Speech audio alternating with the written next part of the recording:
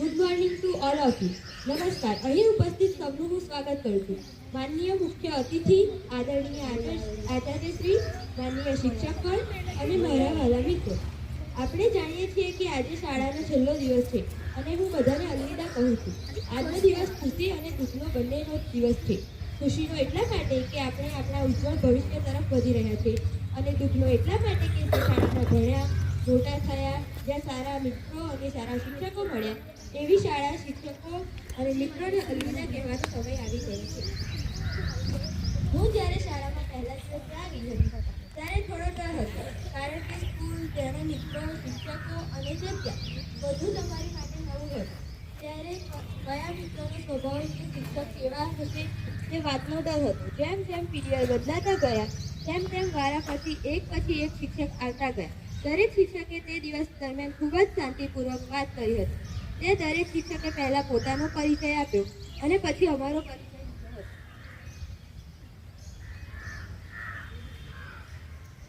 તે દિવસ દરમિયાન નીતિન સર અને કવિતા મેડમ થોડા સ્ટ્રિક્ટ લાગતા હતા અને ત્યારે જ એચએમ સરની ફરી આ શાળામાં ભરતી થઈ હતી.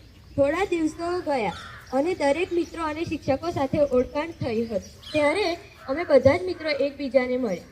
પહેલા અમે અને પછી પણ નીતિન સર જ્યારે પણ અમારા ક્લાસમાં આવે ત્યારે કોઈ પણ કાંઈ બોલતું ન હતું, કારણ કે બધાના મનમાં એક જ ડર હતો કે નવા શિક્ષક વધશે તો. અને જ્યારે કવિતા મેડમનો પીરિયડ આવે તો બધા જ પીરિયડ પ્રમાણે ચોપડા બહાર નીકળેલા જ હોય અને જ્યારે લાગે કે મેડમ આવશે ત્યારે તરત જ વાંચવાનું શરૂ કરી દેતા, કારણ કે બધાને એક જ ડર હતો કે ક્યાંક મેડમ મારશે.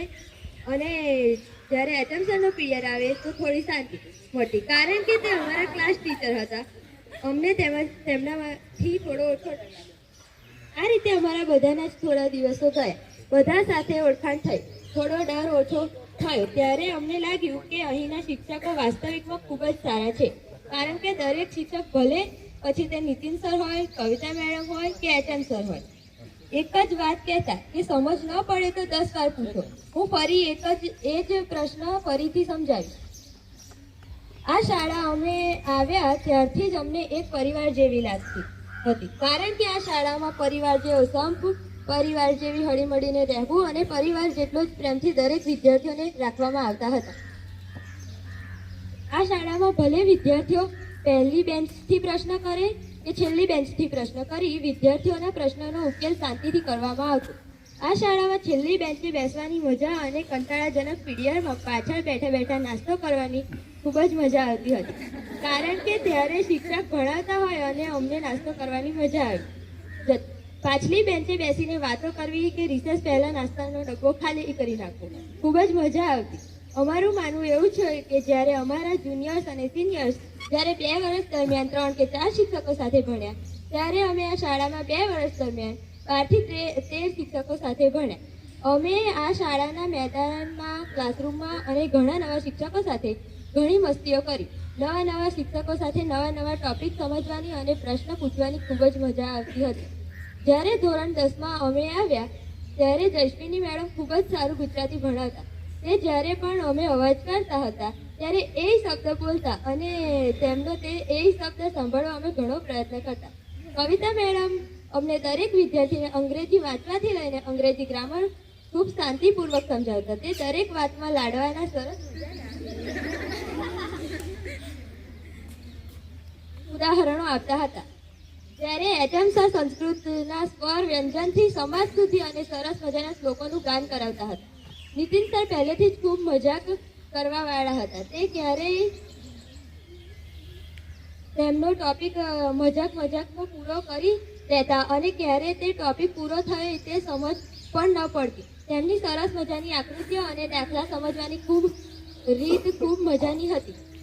એવી રીતે સમજાવતા કે પહેલી બેન્ચ પર બેસેલી વિદ્યાર્થીથી લઈને છેલ્લી બેન્ચ સુધી બેસેલી વિદ્યાર્થીને સમજાઈ જાય તેવી રીતે સમજાવતા. જ્યારે થોડું 10મું ધોરણ પૂરું થઈ જવા આવ્યું ત્યારે નીતિન સરની બીજી બદલી થતાં વિપિન સર આવ્યા. તે પણ નીતિન સરની જગ્યાએ સારું ગણિત વિજ્ઞાન ભણાવતા હતા અને જ્યારે પણ તે પહેલા આવ્યા ત્યારે તેમની ચોક તોડીને રમત રમવામાં ભણાવવાની રીત ખૂબ જ સારી હતી. તે પણ દરેક શિક્ષકની જેમ શાંતિપૂર્વક દરેક વસ્તુઓ સમજાવતા. છેલ્લે પણ 12મી ડિસેમ્બરના દિવસે આખો દિવસ પ્રવાસ કરવાની ખૂબ જ મજા આવી હતી.